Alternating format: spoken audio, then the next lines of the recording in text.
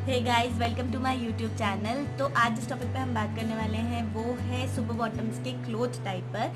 जब मैंने pregnancy conceive करी थी, जब मेरा बेबी डिलीवर हुआ था, मैं तब से इसके रिव्यूज सुनते हुए आ रही हूँ। तो मैंने सोचा कि why not give it a chance.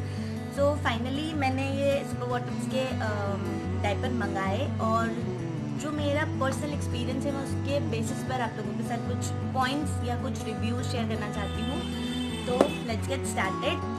सबसे पहले तो मैं आपको डाइपर दिखा देती हूँ, डाइपर से इंट्रोडक्शन करा देती हूँ। ये है सुपर बॉटम का क्लोथ डाइपर।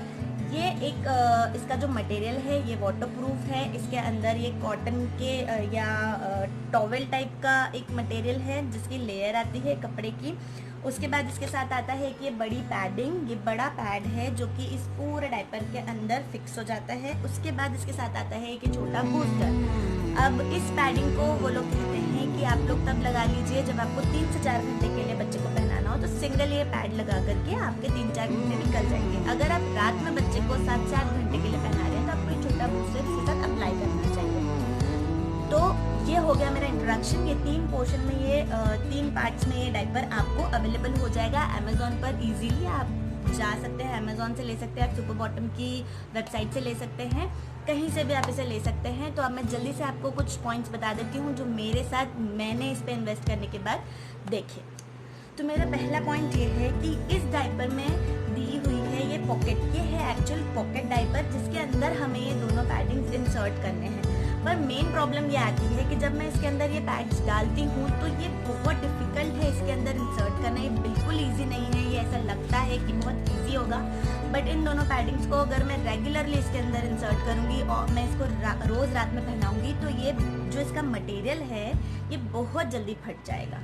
तो सबसे पहली चीज़ कि इसके अंदर इन दोनों पैड्स को इंसर्ट करना बहुत डिफिकल्ट है। तो दूसरी पॉइंट ये है कि ये डाइपर सूखता बहुत लेट है, बहुत लेट सूखता है। जिनके घरों में वॉशिंग मशीन नहीं है उनके लिए तो ये एक नाइटमेयर की तरह होगा कि बच्चे का एक डाइपर गीला हो चुका है और वो हमने धोकर डाला है और वो रात तक नहीं सूखा है, तो इसके दोनों ही पैडिंग्स बहुत मुश्किल में सूखते हैं। हाँ, जिनके यहाँ पर मशीन है, जिनके यहाँ ड्रायर यूज कर सकते हैं, उनके लिए भी मैं ये बताना चाहूँगी कि मैं खुद इसे ड्रायर में 2 से 3 बार निकालती हूँ, उसके बाद भी ये फुल डे लेता है ड्राई होने के लिए। तो ये बहुत लेट ड्राई होता है, ये क्विक ड्राई नहीं होता है।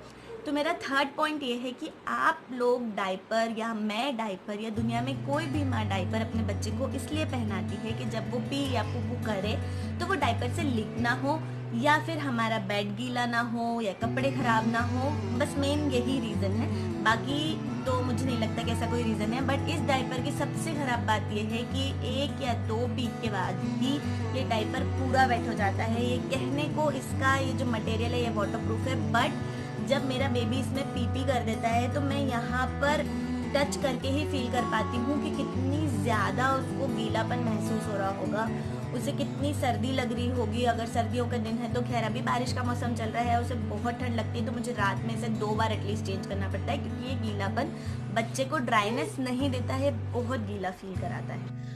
अगला जो पॉइंट है वो ये है कि इसमें दिए हुए हैं साइज एडजस्टमेंट्स बटन। उनका कहना है कि आप इसे 0 to 2 ईयर्स तक के बेबीज को पहना सकते हो, बट इसमें ये प्रॉब्लम आती है कि जब आप इसका साइज एडजस्ट करते हो, ये बटन दिए हुए हैं यहाँ पर, इन्हें आपस में आप टच करके, मतलब ये टच बटन से आप इनका साइज एडजस्ट कर सकते हो। बट प्रॉब्लम ये है कि कवर छोटा हो जाता है, बट इसकी जो पैडिंग है वो छोटी करने के लिए हमारे पास कोई ऑप्शन नहीं। तो बेसिकली अगर आपने कवर छोटा किया तो ये पैडिंग इससे बाहर हो जाएगी। तो ये किसी यूज का नहीं है इसका साइज एडजस्टमेंट करने का प्रोसेस। तो मैं क्या करती हूँ, मैं इसके अंदर कवर फिक्स कर पैडिंग फिक्स करती हूँ, उसके बाद अपने बेबी को पहनाती हूँ। तो ये कुछ इस प्रकार से लटकता रहता है ऑल टाइम। इसके अलावा आपके पास कोई ऑप्शन नहीं है, इसे मैं ऐसे ही यूज कर रही हूँ। तो मेरा फोर्थ पॉइंट ये है कि बेसिकली ये एक कपड़े का नैपी है, जस्ट लाइक कि आप लोग बेबी को क्लोथ नैपी, जब वो बिल्कुल न्यू बॉर्न होता है तब हम उसे क्लोथ नैपी पहनाते हैं, बहुत सारे लोग पहनाते हैं, मैंने भी पहनाई थी। थोड़े टाइम बाद मैंने मतलब मेरे बेबी को डाइपर में डालना स्टार्ट किया था।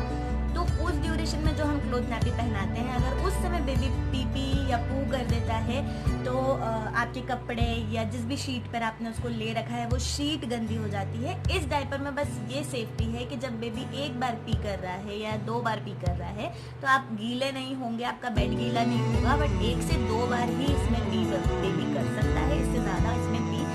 अब्जॉर्ब नहीं होती है। इसके बाद उसे गीला फील होते रहेगा और इनफैक्ट आपके बेड पर या आपकी बेडशीट पर या आपकी ब्लैंकेट पर भी गीलापन आ सकता है। ऐसा नहीं है कि इसके अंदर कंट्रोल्ड रहेगा और सिर्फ बेबी को ही गीलापन फील होगा। तो ये मेरे कुछ इंपॉर्टेंट पॉइंट्स थे जो मुझे आप लोगों के साथ शेयर करने ही थे, क्योंकि मैंने इस पर काफ़ी बड़ा अमाउंट इन्वेस्ट करा था। नॉर्मली लोग इतना इन्वेस्ट नहीं करते हैं और कुछ पेरेंट्स जो करना चाहते हैं उन्हें मतलब ये चीज़ें पता होनी चाहिए कि अगर वो किसी चीज़ के लिए इन्वेस्ट कर रहे हैं तो उसमें क्या क्या कॉन्सिक्वेंसेज हो सकते हैं।